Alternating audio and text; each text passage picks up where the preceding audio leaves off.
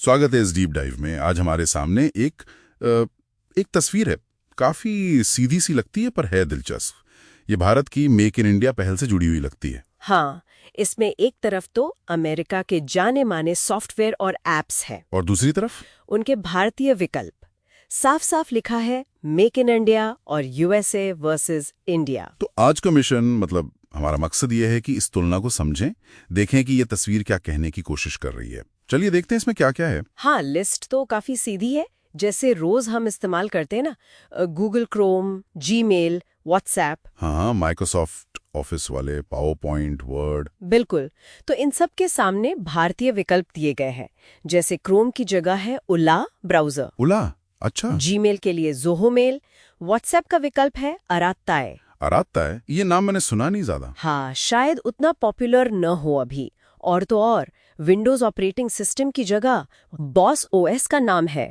Boss OS, हाँ ये तो सुना है। और प्ले स्टोर का भी। हाँ, गूगल प्ले स्टोर की जगह इंडस ऐप स्टोर, मतलब कोशिश पूरी है। वाकई ये लिस्ट तो काफी व्यापक है। मतलब सिर्फ एक आध ऐप नहीं, browser, email, messaging, office suits, operating system, app store तक। ज़ोहो के तो कई प्रोडक्ट्स दिख रहे हैं इसमें। बिल्कुल। और ये सिर्फ एक लिस्ट नहीं है, जैसे वो हेडिंग है ना, make in India, USA versus India, उससे साफ है। हाँ, इरादा तो साफ लगता है। इरादा यही है कि भारतीय लोग भारत में बने सॉफ्टवेयर इस्तेमाल करें। ये सीधे सीधे वो आत्मनिर्भर भारत वाली बात से जुड़ता है। हाँ, आत्मनिर्भर भारत, तकनीक में आत्मनिर्भरता, ये तो आजकल काफी जोरों पर है। बिल्कुल। और तस्वीर के नीचे वो लाइन भी है, सिर्फ भारतीय अपनाओ। ये तो बहुत सीधा संदेश है। हाँ, संदेश तो एकदम डायरेक्ट है। लेकिन क्या ये सिर्फ मतलब एक राष्ट्रीय भावना जगाने की बात है, या कुछ और भी है इसके पीछे? ये सवाल अच्छा है। ऊपर से तो यही लगता है कि भाई अपने देश का सामान इस्तेमाल करो, देशभक्ति है। हाँ। पर अगर थोड़ा और सोचें तो ये दिखाता है कि communication, productivity, OS, app distribution, हर चीज में भारतीय विकल्प बनाने की एक महत्वाकांक्षा है। मतलब सिर्फ ऐप बदलना नहीं। शायद नहीं।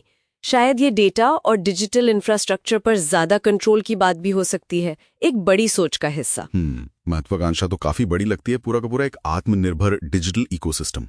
लेकिन यहाँ एक सवाल उठता है फिर। क्या? कि जब हम या कोई भी सॉफ्टवेयर चुनता है तो क्या वो सिर्फ ये देखता है कि वो बना कहाँ है? मतलब क्या उला और एराटाई जैसे नाम वाकई क्रोम या व्हाट्सएप की जगह ले पाएंगे?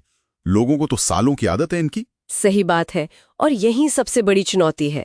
ये तस्वीर हमें सिर्फ तुलना दिखाती है और एक नारा देती है, सिर्फ भारतीय ही अपनाओ। हाँ। पर असल दुनिया में तो यूजर बहुत कुछ देखता है।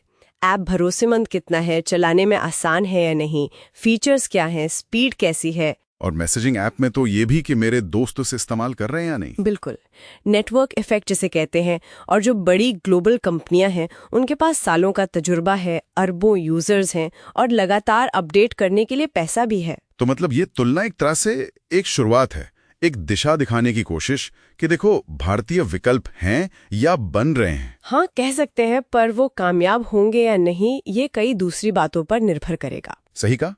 ये तस्वीर एक विचार तो रखती है सामने कि डिजिटल दुनिया में भी मेड इन इंडिया का विकल्प हो सकता है। एक इरादा दिखता है इसमें। बिल्कुल। लेकिन सॉफ्टवेयर की दुनिया में सिर्फ कहाँ बना से काम नहीं चलता। क्वालिटी, इस्तेमाल में आसानी, नेटवर्क, ये सब बहुत जरूरी है। तो अगर संक्षेप में कहें तो ये स्रोत क्या कर रहा है? ये मेक इन इंडिया के तहत अमेरिकी टेक कंपनियों के सामने भारतीय सॉफ्टवेयर विकल्पों की लिस्ट दे रहा है। हाँ, और लोगों से कह रहा है कि इन्हें अपनाओ। और ये डिजिटल आत्मनिर्भरता की एक बड़ी महत्वाकांक्षा को दिखाता है। बिल्कुल। और ये कोशिश सिर्फ एक दो ऐप की नहीं, बल्कि एक पूरे इकोसिस्टम की है जो रोज की डिजिटल जरूरतें पूरी कर सके। चलिए, तो फिर एक आखिरी सवाल या विचार सबके सोचने के लिए छोड़ जाते हैं। हाँ, ये स्रोत हमें सॉफ्टवेयर की उत्पत्ति, मतलब कहाँ बना है, उस पर ध्यान देने को कहता है। लेकिन जब हम असल में कोई ऐप या सॉफ्टवेयर चुनते हैं तो इस उत्पत्ति के अलावा और कौन सी बातें हमारे फैसले पर असर डालती हैं, इस पर सोचना दिलचस्प होगा।